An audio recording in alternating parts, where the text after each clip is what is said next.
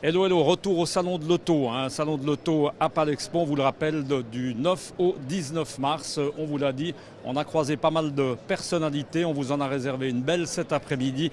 Alain Prost est à nos côtés sur le stand Renault. Alain Prost, bonjour. Merci beaucoup d'être quelques instants avec nous. J'ai envie de vous dire, pour vous changer un peu les idées, c'est plus fatigant que le vélo pratiquement d'être au salon de l'auto comme ça un jour de presse. Ça n'arrête pas. Combien d'interviews déjà, Alain Prost? Il y en a eu beaucoup. On attend un peu son tour. J'ai envie de dire un peu comme pour le fromage en France, on va presque prendre un ticket pour vous avoir. C'est pas simple, hein? Non, c'est jamais simple. On sait que c'est une journée un peu compliquée, mais à chaque fois que je vais dans un élément, on va dire médiatisé, et le salon de Genève commence à être aussi un des plus grands, quand même, un des plus grands shows de l'année.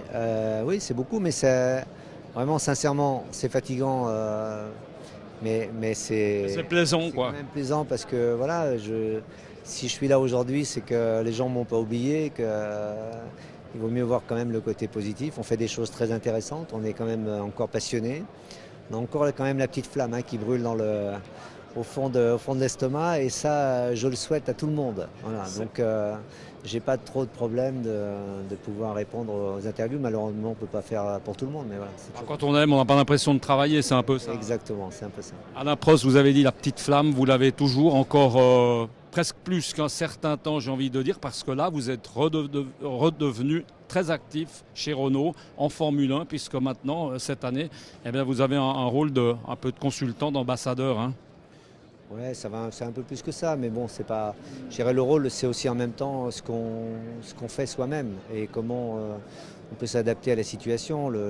J'ai été ambassadeur, j'ai quand même copropriétaire de l'écurie Renault Idam, c'est ambassadeur depuis longtemps, mais je faisais aussi beaucoup de choses, j'étais impliqué dans pas mal de choses avec eux, on a eu pas mal de projets. Là maintenant, c'est plus un rôle de conseiller en étant membre du board. Et puis regarder un peu ce qui se passe en F1 pour que tout fonctionne. Voilà, donc l'expérience que l'on a depuis des années, c'est pas uniquement dans la course, c'est aussi les hommes, l'organisation, les pilotes. Il y a quand même tout un sujet bientôt sur la stratégie qu'il faut avoir sur la F1 dans le futur, ce qui n'est pas évident, mais la renégociation des accords commerciaux. Donc tout ça, je vais devoir aussi participer un peu à ça, mais en même temps avec la Formule E.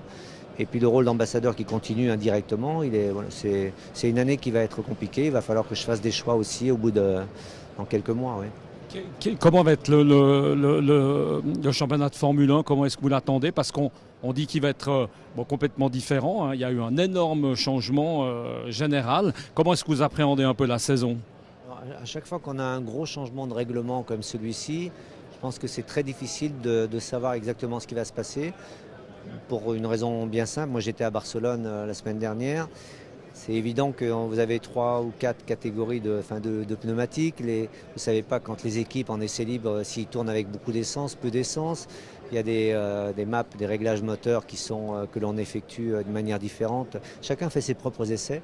Et le niveau de performance des voitures, on le voit à peu près. Moi, en allant sur la piste, on peut voir déjà les bonnes autos ou les un peu moins bonnes. Parce que l'œil est... C'est lesquelles, Alain Prost, les bonnes? Déjà. Mercedes, Ferrari qui m'a surpris et Red Bull. Et une bonne petite surprise, je pense que la Renault, qu'on attendait peut-être encore pas tout à fait bien entendu, est un tout petit peu après. Donc c'est un bon élément. Mais la deuxième raison que je voulais vous dire, c'est que le développement de ces voitures-là, aussi bien en tant que moteur que châssis, va être continuel pendant toute l'année. Donc c'est les grandes équipes qui vont pouvoir développer au mieux course après course. Et ce que l'on verra à la première course à Melbourne, peut-être ce sera différent 3-4 courses après et ainsi de suite. Mais les grandes équipes resteront là et je pense qu'on ne verra pas de surprise incroyable d'une équipe, on va dire, du milieu de tableau qui peut se retrouver devant. Malheureusement, la F1, elle est impitoyable et c'est souvent les bons, les meilleurs, les plus riches et ceux qui ont la capacité de développer des voitures pendant une saison et de préparer déjà la prochaine qui sont quand même devant. Alain Prost, un petit mot sur cette voiture que vous connaissez bien, c'est la voiture Renault électrique. Là aussi, vous êtes très engagé évidemment avec votre fils qui court le championnat du monde, avec aussi Sébastien Buemi qu'on suit particulièrement nous les Suisses. Un mot peut-être là aussi sur ce championnat qui a débuté déjà. Alors, le championnat a débuté cette année, on a fait 3 courses. Bon, on a quand même un peu fiers puisqu'on a quand même gagné les 3 premières avec Seb Buemi. Nicolas a fait 3 fois 4e, donc on a une petite avance déjà au championnat constructeur. Seb, bien sûr, une bonne avance au championnat pilote. Ça fait 6 courses de suite qu'on gagne, puisque il y a eu 2 victoires de Nicolas à Londres l'année dernière et celle de Sébastien à Berlin. Donc c'est quand même assez exceptionnel. On sait que ça ne peut pas durer non plus tout le temps comme ça, mais on est bien, on a une organisation qui fonctionne bien, on est très, très heureux dans cette discipline. On a une compétition qui arrive quand même de plus en plus. Les constructeurs arrivent en force. C'est compliqué de gérer aussi en même temps le futur proche et lointain, parce que là on est en train de travailler sur les règlements des années 7 et 8, c'est-à-dire dans 4 ans, 4-5 ans, pour éviter d'aller trop vite dans le développement des voitures. On pourrait aller beaucoup plus vite, mais ça peut coûter tellement cher qu'on risque de tuer le championnat. Donc c'est ce que l'on essaye de faire. Ça se passe bien. Mais quand on va avoir les constructeurs, BMW, Audi bien sûr, DS, puis certainement d'autres que j'ose pas citer, mais on entend quand même aujourd'hui dans le salon de Genève quelques rumeurs sur un autre constructeur allemand aussi. Voilà, bon, tant mieux pour le championnat, mais ça veut dire une compétition très importante et il va falloir qu'on fasse front.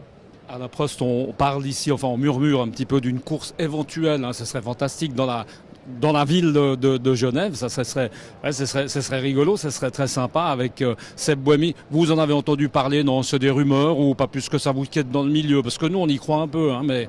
On est dans le milieu, il y a eu un premier projet à Lausanne. On ne peut pas s'impliquer très activement, personnellement, dans un projet d'organisation. On est au courant, bien entendu. Et il y a le projet à Lugano, après Zurich. Maintenant, vous me dites Genève, pourquoi pas? Je dis Genève, j'y crois un peu, parce que comme on est un peu genevois ici... Moi, je pense que sans avoir de préférence sur les villes, parce que c'est un coût quand même, c'est un investissement financier, une organisation. Le concept est fantastique. Le seul inconvénient, il faut être honnête, c'est le coût de l'organisation parce qu'il y a des standards à respecter. On parle de combien, Alain Prost? Ça dépend dépend vraiment de l'endroit où vous le faites, mais il y a des courses qui ont coûté très cher, comme Londres par exemple. Il y a des courses qui sont beaucoup moins chères, de l'ordre de 3, si on parle en euros, de 3-4 millions d'euros. On n'est pas les organisateurs, c'est-à-dire sur les courses, c'est un autre domaine. Mais en tout cas, ce qui est certain, nous on est quand même Suisse d'une certaine manière, et en plus c'est un pays... Bon, la mobilité, je veux dire l'environnement, voilà, les voitures électriques, ça convient très bien à ce genre de message que l'on veut faire passer.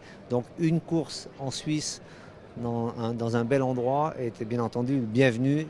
Là où peu importe, c'est Genève, Zurich, Lausanne ou Lugano. Moi personnellement, j'ai pas de vraie préférence. Si c'est Genève, je serai en voisin, j'aurais même pas besoin j'aurais des frais de déplacement en moins, ce serait encore mieux. Merci beaucoup en tout cas Alain Prost. Merci pour votre disponibilité, très, très sympathique. Merci beaucoup Alain.